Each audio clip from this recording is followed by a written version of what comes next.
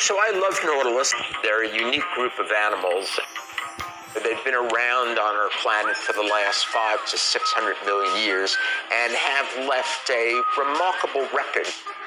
We don't have very much to compare it to because it's so different from all other modern cephalopods.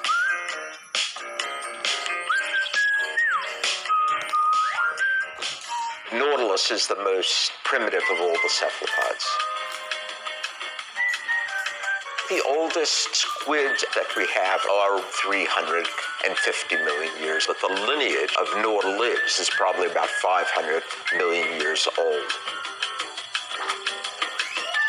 So what makes nautilus unique among all cephalopods today is this external shell.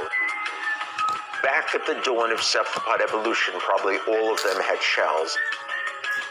On the outside, it seems like it's a solid shell, but on the inside, you immediately detect that it's a series of chambers, ever increasing in size until you come to the body chamber where the animal is lodged. So each of these chambers is filled with air during life, and that permits the animal to maintain neutral buoyancy as it grows. If you look at the early embryology, you'll see the same number of arm buds as other cephalopods, but they develop very differently, so that they develop into all of these tiny little tentacle-like structures called cirri, about 100 little cirri. If you look at the squids, you think of them as lunging predators. Nautilus doesn't swim all that well. I mean, it swims perfectly well for what it needs to do, but it's not going to be doing these predatory lunging activities. It's going to scavenge along the bottom looking for dead animals. So it's a different mode of life.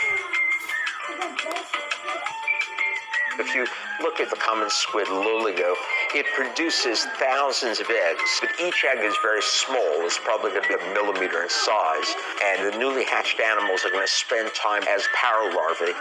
Nautilus is a very different strategy. A nautilus will lay only about a dozen eggs, the largest in the invertebrate kingdom, and embryonic development takes an extraordinarily long time, a year. Nautilus, a little more than an inch in size, hatches, and it begins to assume all of the behavior of an adult, scavenging along the bottom.